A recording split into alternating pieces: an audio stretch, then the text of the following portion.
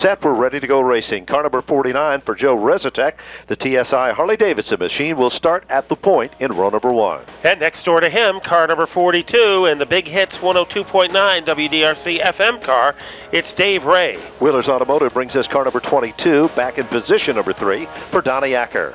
Car number 29 will be next in the Rocky Mountain Wood Company car. It's Chris Matthews. A&A Budget Repair brings us car number 77 for Ed Ricard, starting 5th. Car number 92 has picked up new sponsorship tonight. Porter and Chester behind Tom Fern of Longmeadow, Massachusetts. 7th starter is car number 13. They call him the Outlaw. The OJS Landscaping and Construction, number 13 from Shelton, Connecticut, Mike Quintiliano.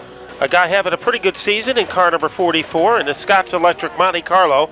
It's Scott Foster Jr. Extra Mart brings us car number 01 from the 9th starting spot for Jim Mavlogiannis. And then we have Jim Peterson in car number 17. He grabbed a third-place finish a week ago. Car number 3 will be our next starter. He is, of course, the defending champion. The Pisacco Racing Eagle Leasing number 3 for Ryan Pisacco. A man with a pair of victories in 2005 aboard car number 82 in the Nerock.com machine. It's Rick Lanigan. Back in the 13th position, the Mean Green Machine. It is car number 4 for Tommy Butler. Then car number 48 will be next. One win on the season for the Davidson Company Taurus of Jay Stewart. Back in 15th, the number 46 car for Ryan Libby, teamed up with the veteran driver Cliff Stakey with car 66. Then Tracy Brulé aboard car number 40. By his side, the 38 of Mark Lewis. Then it's the Mystic Pizza, number 88 for Mark Atkinson, with Rick the Bear Charette, car number 14, starting back in 20th. Car number 99 of Scott Cook, the Bartlett construction car, will have to start deep in the field, along with the 55 of John Warren. Car number 02 will be back in the 23rd starting position for Skip Brunig from Middletown in the Green Team Manor Special. Then it's Steve McQuillan, one of the rookies in the field, aboard car number 31. Tony LaFoe will start back in 25th with Craig Collins with the number 6 with Robert Lampro with car number 11 starting back in 27. Now let's go down to Andy Crane. Andy? Well, Ben, some guys you definitely have to keep your eyes on. One, starting in spot number 7, has to be the Outlaw Mike Quintiliano. In qualifying, he was one of the strongest cars out on the racetrack. But don't count out the driver starting on the pole. Joe Rzeszutek, the driver of the TSI Harley-Davidson 49, has been working on the chassis all season long. I asked the crew behind me, how is it tonight? They say the car's the best it's ever been. But one driver who's been the best he's ever been in years has to be Jimmy Peterson. He'll go off in spot number 10, so those 3 cars definitely you have to keep your eyes on in this 30-lap main event. So we are ready to pull the trigger on what should be an exciting race. Here's Joe Rzeszutek in car number 49. Last week, he said the car was completely evil on him, and he really didn't know what to do. But this week, as Andy said, they made some beneficial changes to the handling in that machine. David Ray outside of the front row. Rzeszutek, they're looking for the initial start as they come off turn number 4. Ray with a slight advantage as the field took the green. Rzeszutek will try to guard the inside lane, but it is Ray in command. We've got trouble already. Brulé out of line, and he was rammed head-on by Rick Charette. So it was Brulé who jumped out of line, went onto the grass, lost control of the car, came jackknifing back onto the speedway, and Rick Charette was there like 2 cymbals in an orchestra, and you could hear the noise all the way across the speedway. Also involved in that altercation was John Warren with the number 55 car. But before we get one lap into the record books, an altercation taking out 3 of the strong runners in this late model feature event. Rick the Bear Charette, literally the racetrack was blocked, Matt. He had no place to go. The only thing he could do there was duck. And Brulé, I don't know what started the chain reaction, but he got out of line before the field even hit the green flag. We're going to probably get a good indication by the replay as Tracy Brulé climbs out of the car. He appears to be okay. Well, here's a look at it from one of our vantage points. You saw the number 40 car literally dart out of line. He overcorrected, came back across the racetrack. Rick the Bear Charette had no place to go. Now look at it from this camera angle, Matt. It looked like the 66 of Cliff Stakey made contact with the 40. That caused him to get out of line, and eventually he was a sitting duck for the 14 car of the Bear. And, of course, John Warren, the rookie, he had no place to go as well, and they became the victim of circumstances here. When the car is on the bottom of the racetrack and it starts to break loose, you try to keep it down low. Rule number one is never let it come back across the racetrack, because if you do, well, just what you saw right there is going to occur. There's the Rick Bear Charette team down there. They have the hood off. The TSI Harley-Davidson sponsored number 14 car, the Auto Authority sponsored race car. And that was a solid hit, as you pointed out, Matt. If that happened to you on a highway, Ben, your airbag would come loose. I mean, instead, the engine appears to have come loose on that 14 car. And Rick Charette, we saw him last year in one of the most spectacular wrecks of the season as he rolled over about 7 times, and that one was just as nasty right there. It sure was. And Andy Crane, who's covering the action down on pit road, perhaps has some input as car number 14 work still continues. Andy? Well, the crew looking over the race car right now, but the radiator, the front bumper is pushed back into the radiator. So the radiator is broken, and when that happens, guys, trouble. We're going to try to grab a word with Rick Charette. Rick, what happened out there, bud? Nowhere to go. Guys going across the track, trying to win the race on the first lap, I guess. Well, tough break for Rick Charette. He still sits in the race car, but he's starting to unbuckle. It looks like the Bears' night is done early here at Stafford. Well, a heartbreaking situation for him. He'll go back into hibernation for at least the remainder of tonight. Car number 66, the Cliff Stakey race car, has been penalized by the NASCAR officials for over-aggression on the racetrack. And Matt, take a look at the bars. That's how solid the hit was. Is literally Rick the Bear Charette. The track was blocked, hit head-on into the number 40 car. Boy, those cars look like Superman. Bent all the pipes there in that car. It is a mess. And so is the 40 car of Tracy Burley, a guy who, in his own quiet way, seems to get better every week. And Cliff Stakey will have to come through pit road after being black flagged for over-aggressive driving. Cliff Stakey has been one of the well-established drivers in the late model division over the years here at the Stafford Motor Speedway.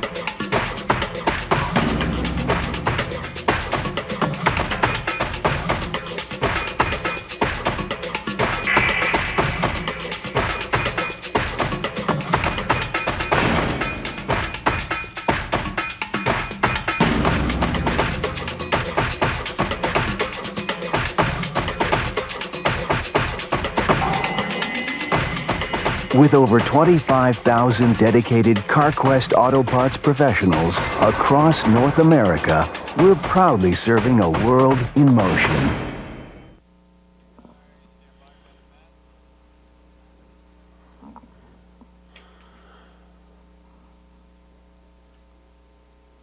Well, a look at the scoreboard here at the Speedway shows no laps complete, but already we saw a ton of action, Matt, before one lap would go into the record books. So the story will be this on the initial restart. It'll be Joe Rzeszutek, the number 49, teamed up with David Ray, and that was a great battle going on. Don Acker will be setting on the inside of the second row with Chris Matthews.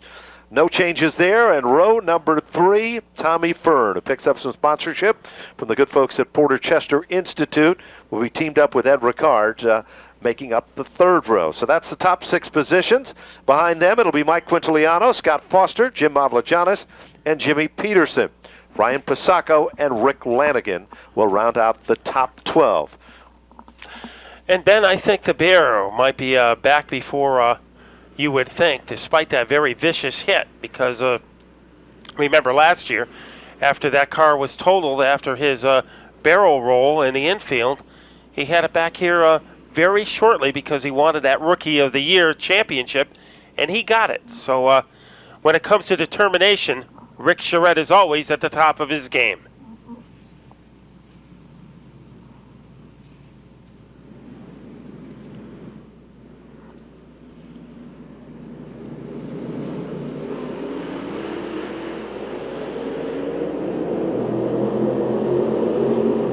David Ray trying to get the jump on the outside groove. Rzeszutek guarding the inside lane. They are side by side. Look at Matthews. The car in third in the outside lane with the flames and the black paint scheme is Chris Matthews. You know, earlier in the season, Ben, the outside line was where contenders went to die. But tonight, it seems to be the advantageous place to be on a restart. David Ray guarding the number 1 spot. Rzeszutek to the advantage. Good forward bite off the turn. Joe Rzeszutek becomes leader number 2 on lap number 2 when he comes back to the line. They said Rzeszutek's car was handling to perfection, and you just saw the best example. 4 wide, almost that time off turn 4. And let's see who will benefit as it looks like Tommy Fern in car number 92 was able to leapfrog his way into third place. Porter Chester Institute does a big promotion at the Speedway tonight, and the sponsorship is back on Tom Fern's car. Remember, he took that sponsorship to a championship here at Stafford several years back in the Pro Stock division. The 13 car, Mike Quintiliano, doing a good job on the bottom, along with our point leader, Jim Avlajanis, the red and white 01 car. Scott Foster now challenges the number 22 car of Donnie Acker. They are side by side and wheel to wheel. 4 laps now complete. Rzeszutek is starting to string it out at the point, but among the quickest cars on the racetrack is the Tommy Fern machine. Now Ryan Pasacco in car number 3 looking for some elbow room underneath Peterson. Avlajanis finds the advantage underneath Eddie Ricard. Avlajanis skillfully is marching to the front with a vengeance here. But your leader still remains Rzeszutek. Fern runs in second. Third is the 29 car of Chris Matthews. And then it's Mike Quintiliano right there applying the pressure. He moves down underneath. Challenge is for the 3rd spot. Matthews on the outside, and Mike Quintiliano will make the move to the bottom. And great power by Quintiliano as he just buzzsaws underneath Matthews. Matthews is hanging tough as long as he could, but Quintiliano just has too much power for him. He sure does, but the leader is still running that picture-perfect line, and that is the Rzeszutek machine. Meanwhile, look at this battle shaping up. With the 01 of Avlajanis, that is the battle for the 5th spot. David Ray, once the leader of the event, is now struggling to contend among the top 5 cars, give the extra mark number 01 position number 5. I think Dave Ray has a fast car. He just can't get it downstairs to the bottom groove where it's going to work the best. But Rzeszutek's commanding lead is suddenly gone, Matt. There is less than a car length between him and Tommy Fern. And Mike Quintiliano, visually among the quickest cars in the racetrack. Quintiliano's last lap time was at 22.192. The leader turned to 22.506. So the heat is now being applied. Rzeszutek gets a mirrorful of Fern. Fern gets a mirrorful of Quintiliano down in turn 3. And Fern had a tough break last week. Remember, he had trouble with the steering box, never finished a lap, finished in last place. He is making up for it tonight. It looks like Fern is being very patient, Ben, waiting for Rzeszutek to make a bobble, and that might have been one right there. Rzeszutek got a little bit loose. Here comes Fern. Nice clean move to the inside. Fern takes over the number 1 spot, and guess what? The tail that wags the dog suddenly becomes the white tornado itself. Mike Quintiliano, the outlaw, has fired the gun, and he'll now move into second. Yeah, he saw that opening created by Fern, and he just put his foot in it. A great move by the 13 as he mesmerizes his way underneath the 49 of Joe Rzeszutek to be clear into second. Among the top 3 cars, the fastest car on the last circuit was still Tommy Fern, your leader, with a 22.418. Quintiliano, lap time was a 22.714. So the advantage seems to be to Tommy Fern with the Porter Chester Institute machine. 13 circuits into this 30-lap event. And none of the big names in this division seem to be gaining. Names like Jay Stewart right there in car number 48, ahead of Jim Peterson in the 17. And also pretty far back at this stage is Ryan Pasacco in car number 3. We should point out that Pasacco and Lanigan are not in the top 10 as we speak. They are running in the 11th, 12th, and 13th position currently. So they've got quite a ways to go as we are now just shy of the halfway mark. Mike Quintiliano literally gets the nose of that race car right underneath the back bumper of Tommy Fern. Boy, he must feel like he's in a massage parlor as that 13 car is all over the rear end of the 92. They touch down the front straightaway. Rzeszutek back into the hunt. It is Fern still in command. Quintiliano right there. All eyes are on the battle for the lead as they head down to turn number 3. It is still Fern in command. You know, this shows you what a great driver Tommy Fern is. Look at that contact and that rubbing created by Jay Stewart, and he cannot rattle Tommy Fern in that 92 car. He is impervious to what Stewart is doing. Quintiliano tries it again, pulls it back into line. Fern does not fold to any of the pressures as you mentioned, Matt. There's the love tap right there. And now in the 3rd spot, it is Chris Matthews. Matthews moves into the 3rd position, and up to the 4th spot is Mavlajanis. Contact again, but Fern still your leader. Well, do you think that Tommy Fern is telling Jay Stewart, you're not going to get underneath me? Mavlajanis, meanwhile, tunnels his way underneath the 29 of Chris Matthews. Kevin Hodge has been working on the setup for Jim Mavlajanis, and that setup is working. The fastest car on the racetrack on the last circuit by was Jim Mavlajanis with a 22.766. It is still Fern, but for how long? Mavlajanis is moving in. The Extra Mart convenience store car is making its presence felt among the top 3 here. Mike Quintiliano still running in the 2nd spot. Fern still got a mirror full of white, and that is car number 13 for Quintiliano. It took a year for Jim Mavlajanis to figure out how to drive his late model again. He is having an impressive ride, but here comes Stewart again, trying to nip at the heels of Tommy Fern like gum on the bottom of his shoe, but Fern just will not stumble. When they cross the line, that time there's 10 laps to go. Final 10 circuit. If anybody's been saving anything, they're going to show their cards now. Quintiliano still right there. If you look at the front end of the Quintiliano machine, it is picture perfect clean. And that's hard to believe, Matt, because we've seen some contact made as he literally put the nose of that race car right underneath the back bumper of Tommy Fern. You know, he's trying to get Fern to lift up into the high groove and then give Quintiliano room to get underneath him. But so far, the plan is not working. It is still car 92. Porter Chester Institute, the sponsor of the machine, drifts up just a bit. Tommy Fern's weakest point on the racetrack is right in the center of turns 1 and 2. That's where the car breaks away just a bit. Quintiliano can reel him in at that point. Down the back straightaway, 3 cars have strung out at the point. Make that 4, throw Rzeszutek into the mix.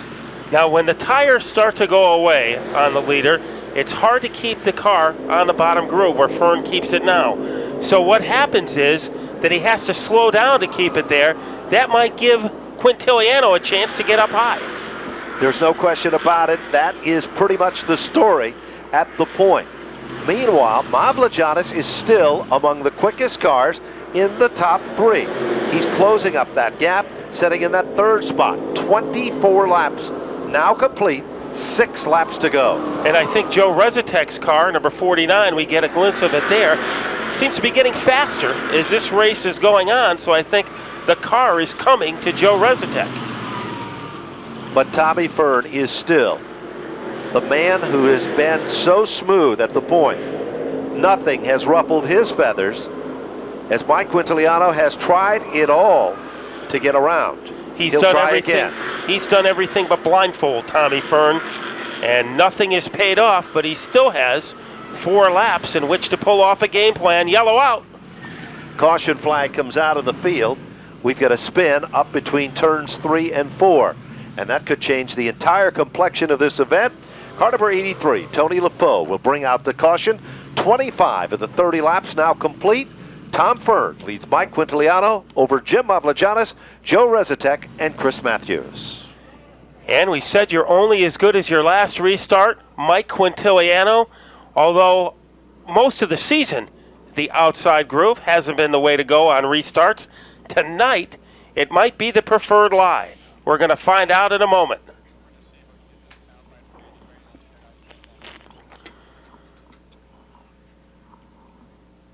So the 31 of Steve McQuillan, the Bolton, Connecticut driver, has been black flagged for rough riding. He is on the backstretch right now.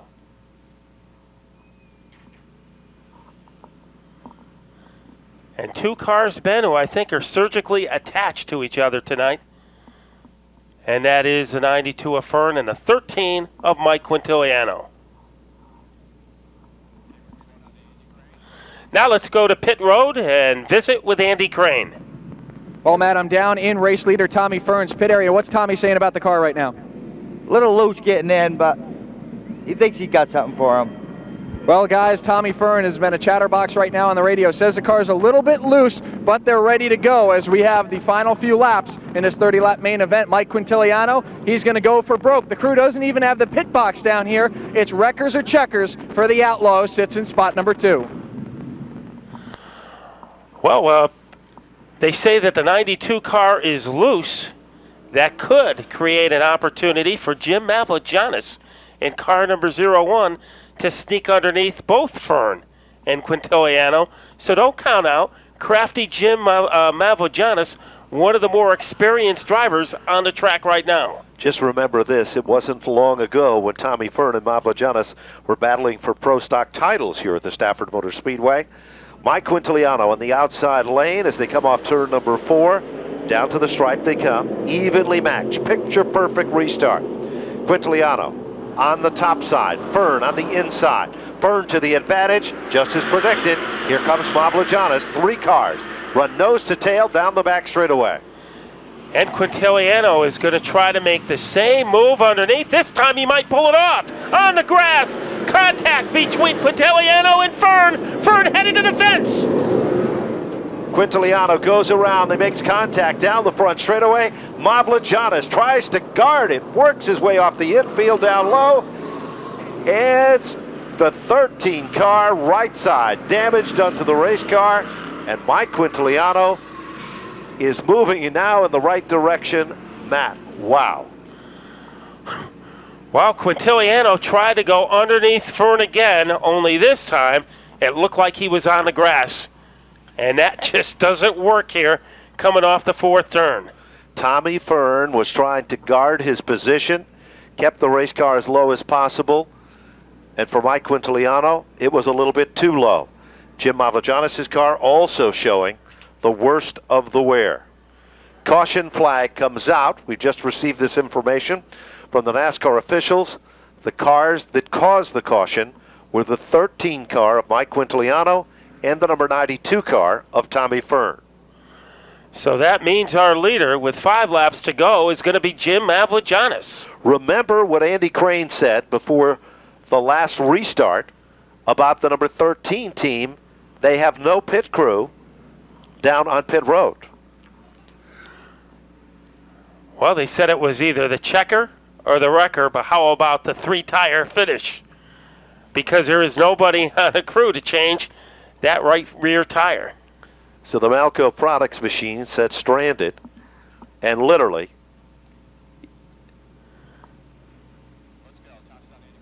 and let's go down to Andy Crane. Well, guys, as you mentioned, no pit box for the 13 team. They're actually pitting in Jim Mavlijanis' pit box. The crew ran up there. Quintiliano now in the pit area. They have the car jacked up. They have a right rear flat from contact with Tommy Fern. They're borrowing a tire from race leader Jim Mavlijanis as they're going to put the tire back on and hopefully get Mike Quintiliano back out in the field. But Quintiliano is going to have to come back from the rear. We only have 5 laps to go. Ben, we've seen wild restarts before, but this was one of the best between the 13 of Quintiliano and the 92 of Fern. Well, the 92 car pulls alongside of the safety vehicle at the point. 25 laps are complete. Jim Mavlijanis did perhaps the best job of any competitor that was involved among the top 5 cars. He somehow kept the car down. Let's take a look at it, Matt.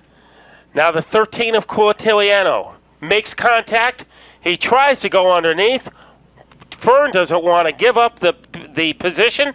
Quintiliano runs up on the grass. You see the tire fly off the car. And look at Mavrogiannis down through the infield, back out of the racetrack, comes back out, and guess what?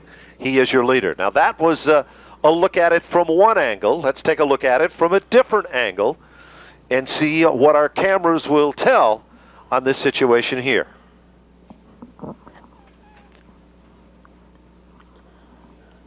A hard hit by Quintiliano against the wall. And Ben, I don't think a Las Vegas magician could have made a better disappearing act than Mavrogiannis as he disappeared from that wreck. And that he did is, there's another look at it. He was actually bumped into by Fern. Yeah.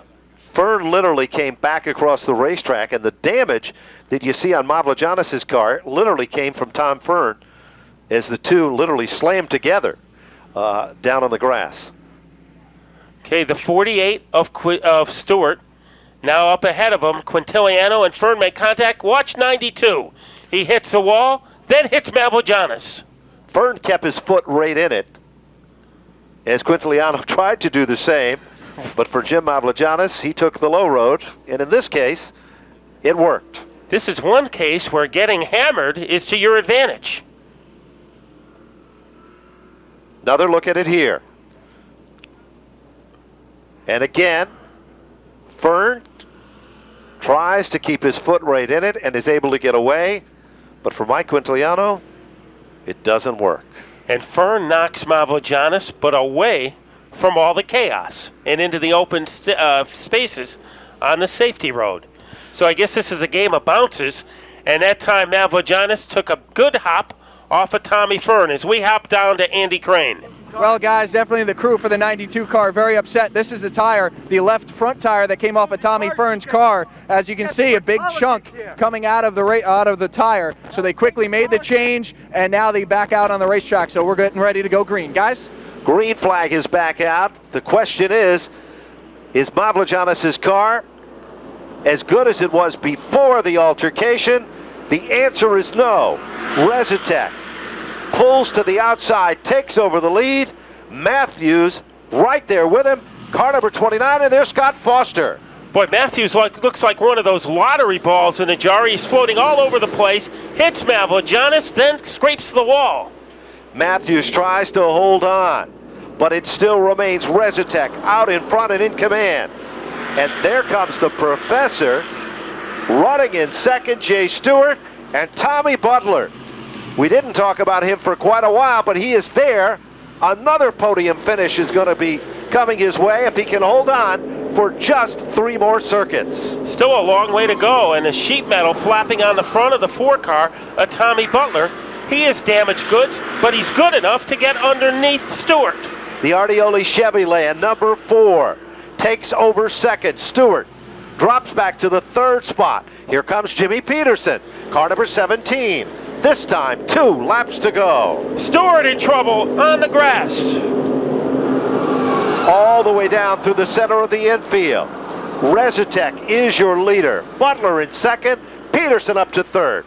This time, when they come back to the stripe, white flag is out. 1 more lap to go. But Butler is either going to need a court order or a yellow flag to corral Joe Rzeszutek. It's the story of being a steady contender at the point. Joe Rzeszutek, Mr. Steady, is going to be the winner. As he leads him down into turn number 3, he'll bring him back to the line. The final turn for the final time. Here comes Joe Rzeszutek. What a dramatic victory.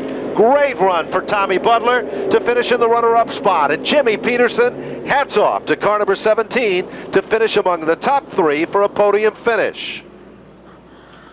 I think there's only one word to describe this finish, Ben. Survival. So it was Joe Rzeszutek, his first win of 2005, followed across the stripe by Tommy Butler and Jim Peterson. As before we run down the field, let's run down to Andy.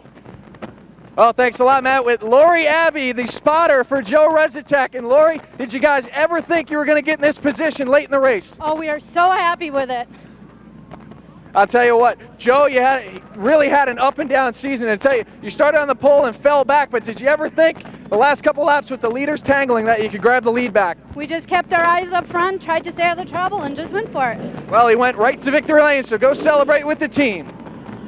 So it was Rzeszutek, followed by Butler, and Jim Peterson finishing third for the second straight week. Great run for Ed Ricard to finish in the 4th spot. Jim Mavlajanis, hats off to him. He came back for a top 5 finish. Craig Collins to finish in 6th over Ryan Pisacco. Rick Lanigan finishes in 8th, Don Acker in 9th, and a good top 10 finish for Scott Foster Jr. Just out of the top 10 in 11th was Ryan Libby over Chris Matthews, Scott Cook, and Mark Atkinson with car number 88.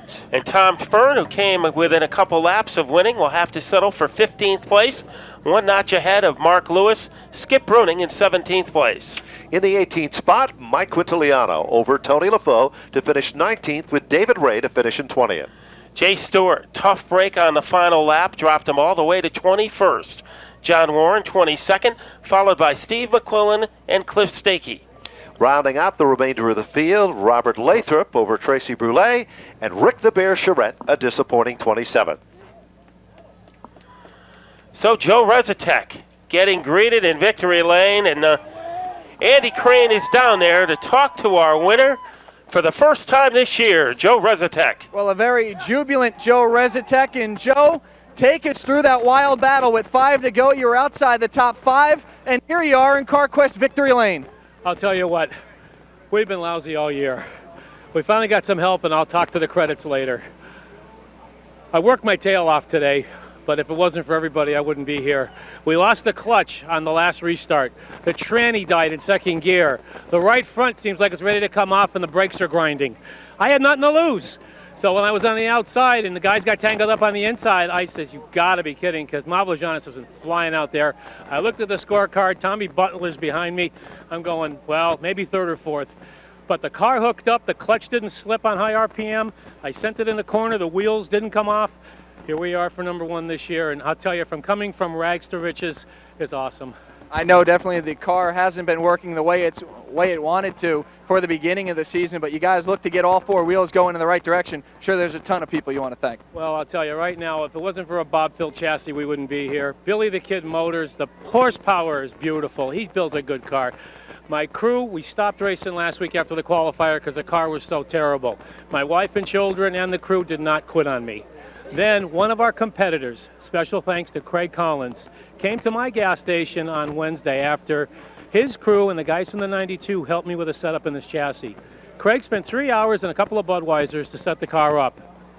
I can't be happier. He did an awesome job. There's still some tweaking to do, but we are so close right now. It's very good to be here. Well, definitely, this is a type of run to really get you guys going forward, momentum rolling for the 49 team for the rest of the year. Basically, if we didn't qualify tonight, we were going to take a month off and just drink a lot of beer, but we'll be back next week. Joe Rzeszutek in dominating fashion. Going to the back as I get a shower of Village Springs spring water as I leave as the crew begins the celebration. It's a happy place down here in CarQuest Victory Lane, guys.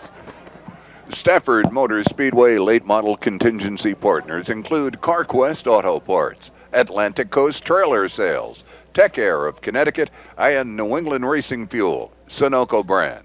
CarQuest Victory Lane, the scene with Andy Crane and our second place finisher in the green machine, number 4, Tom Butler. Well, Tommy Butler picking up some fans down here, a quick camera shoot. As Turbo Man, you were right in the mix in the end there, and when the checkers fell, runner up. Yeah, it was kind of an exciting race for, I guess, for the fans. I don't know, the moon isn't out yet or whatever, but it started to look like a full moon of racing down here. The guys are, beating and banging. Just to survive, we were lucky. We probably didn't have a top 3 car, but it stayed with the tires on it. The guys did a good job. We were off a little bit. Congratulate Joe. He's had a tough year. Getting that win, I know it's going to pump them guys up. I'd like to thank Ardioli Chevyland without their help, SPM chassis, TA engines. I got 2 of the best deals down here. I just didn't have enough time. I'm not saying I could have passed Joe, but I know that we've got a fast car. Getting through the traffic tonight was the key to finishing second. Well, Tommy Butler definitely slicing and dicing his way up to spot number 2. Guys? Why do so many professional automotive technicians buy their parts they install from CarQuest? Because CarQuest quality. Their parts are built tough to withstand the stress of today's vehicles. Check out more about CarQuest by visiting CarQuest.com for the store nearest you. Jim Peterson finished third. He's with Andy Crane. And Jimmy Peterson signing some autographs for some young fans. We'll grab a quick word with him as soon as he finishes up his John Hancock. And Jimmy Peterson, I'll tell you, we looked up and all of a sudden you're running in third.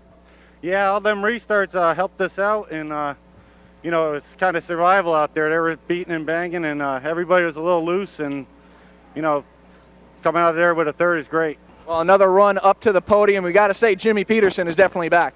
Yeah, we're working on it. Guys worked hard, and we're back. Jimmy Peterson, another top 3 run for the Flamingo Motorsports 17 car.